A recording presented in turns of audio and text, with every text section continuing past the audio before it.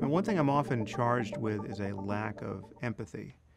My criticism of religion and my criticism of Islam in particular signals a kind of um, ignorance of just how good it can be to be religious, and just like what are these people experiencing that is so important?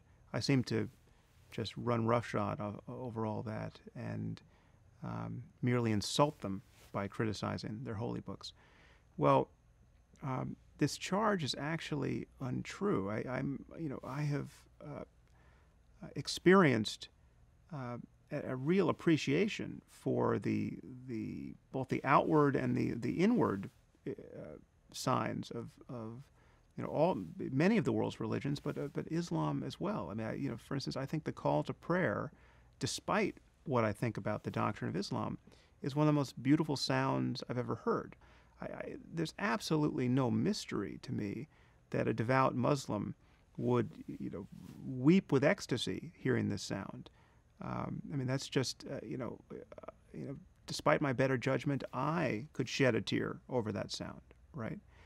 I love the poetry of Rumi. Now, Rumi is a Sufi, and many Muslims believe Sufis are heretics, but still, there's a tradition of Islamic mysticism that I'm in touch with by reading the poetry of someone like Rumi, or listening to the music of Nusrat Fateh Ali Khan, the great Qawwali singer. The beauty of all of that, and the seeming sacredness of all of that, is not a mystery to me. And I've done Sufi practices like Sufi dancing and chanting with Sufis, and done the zikr, and I've done it all night long, right, till dawn, right. So I know what it's like to sit in a group with 100 Sufis and feel the profundity of doing that practice. And I love the food, and I love the architecture, and there's not a bone in my body that is xenophobic with respect to the outward signs of Muslim culture, apart from my allergy to the irrational and dogmatic and divisive and dangerous claims coming from this worldview.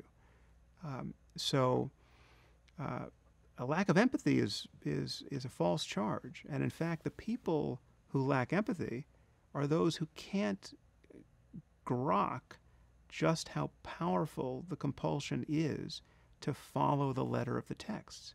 And they don't understand how meaningful it must feel to be a jihadi at this moment in human history. To see the whole Western project as anathema, and to be certain of paradise, right? To be certain that there's some very simple steps you can take to have your eternity assured, right? I've never believed such a thing, but I'm as close as I think a person can be to empathizing with that belief.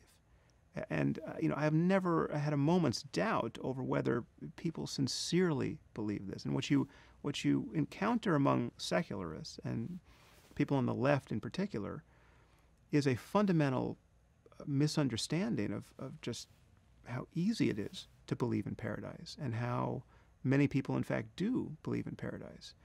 And this is not something that you meet among Christian fundamentalists. When I talk about the motives of jihadis to a devout Christian audience, there's not a skeptical mind in the audience, because all these people believe in heaven themselves, right? They believe they have a holy book dictated by the creator of the universe. They know exactly what it's like to be full of faith in the presence of eternity, right? They know that death is an illusion, right? They know that when you die, you don't get a dial tone. They know that there's more to life than just spinning around on this rock, or at least they think they know, right? And so they have no illusions about some other motivation on the part of a suicide bomber who has just told us about his expectations of martyrdom and how he can't wait to be with the virgins in paradise, right? They're not reading Noam Chomsky trying to figure out what really motivated this guy. And that's a delusion that the liberal West has to overcome.